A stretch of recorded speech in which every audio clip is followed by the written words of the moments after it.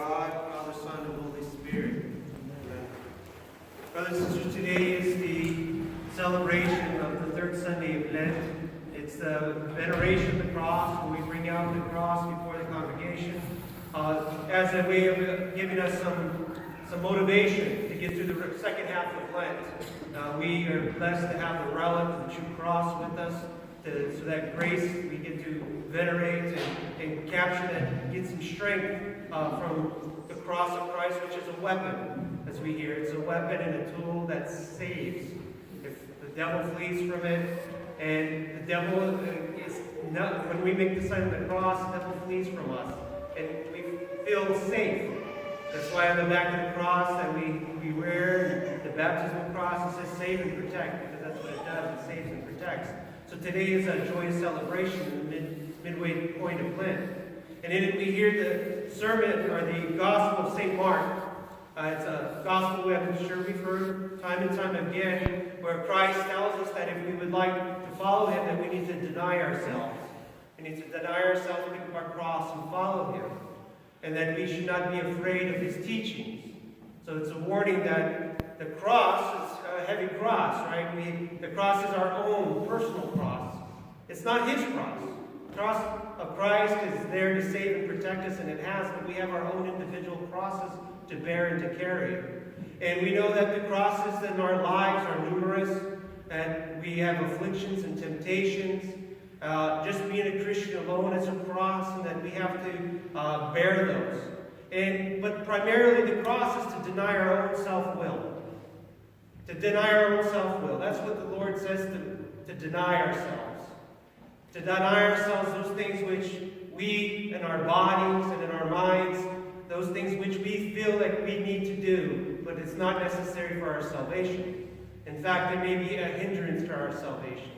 So to our bodily comforts and for our wishes to indulge in the passions of our lusts, these are the things that we have to deny. And also the will of God.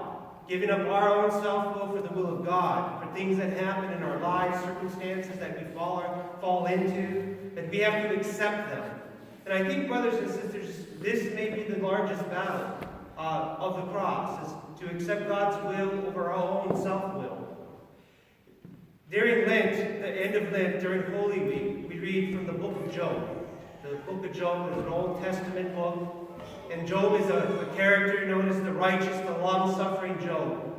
In this book, we hear of this character, Job, who is a very wealthy man. He's very faithful to God, the Old Testament God. Christ has not revealed Himself in His fullness yet. He is tempted by the devil by permission of God. The devil comes to God and says, well, look at Job. He is so faithful to God. But the devil says, well, look at him. He has numerous lands. He has cattle and herd. He has a large, beautiful family.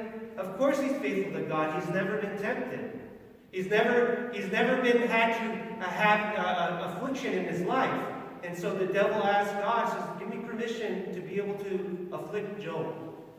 To tempt Job. And then we will see if he is truly righteous and a believer of God. And so God permits it. God permits this to happen.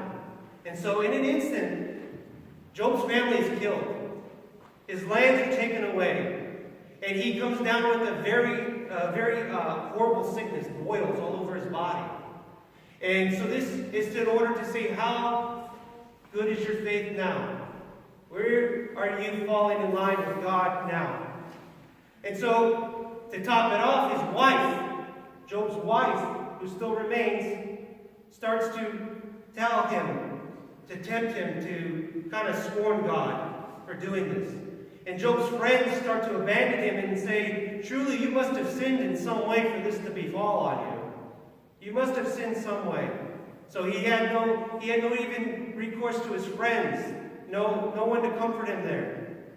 But Job, in all his affliction, would never deny God, would never murmur against God. He would never murmur for the afflictions that befall him. And this is what made Job righteous. This is what made him the long-suffering Job. He took all those afflictions and never questioned God's faith for him, his mercy for him, never turned his back on God despite all that.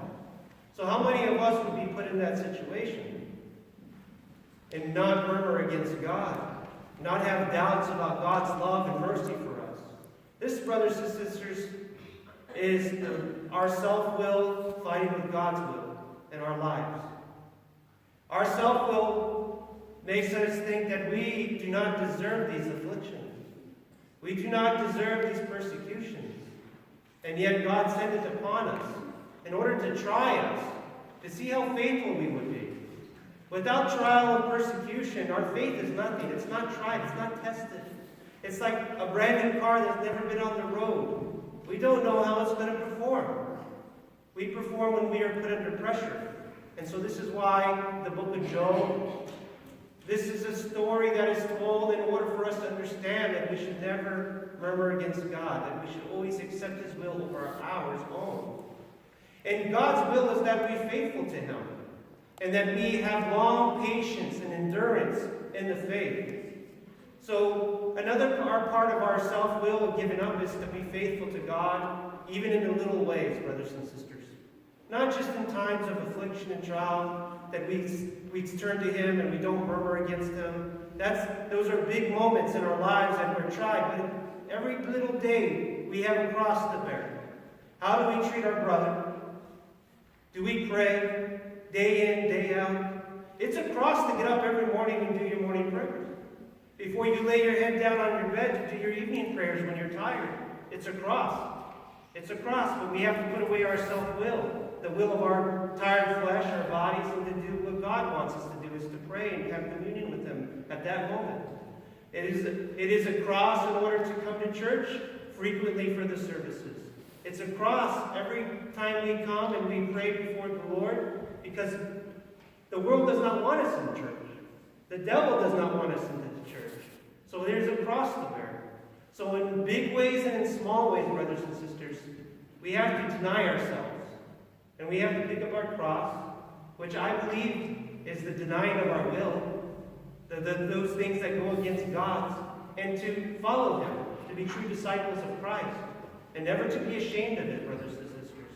He puts that in that gospel. It's important, never to be ashamed. How many of us in public will eat a meal and not say our prayers, or not make the sign of the cross, or bless our food, or maybe don't even know how to do it because they feel awkward when people looking at them?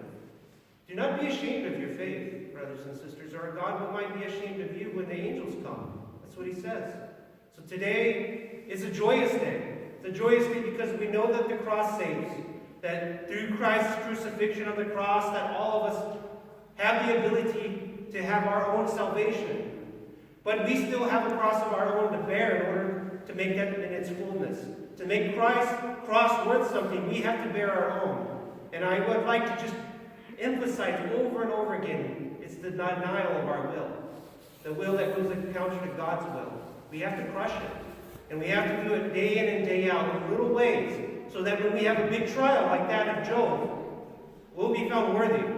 We'll have the strength to do it because we've done it day in, day out, day in, day out, over and over and over again. And when a big affliction comes to us, brothers, it'll be nothing. Because the little ones we've already been victorious over, day in, day out.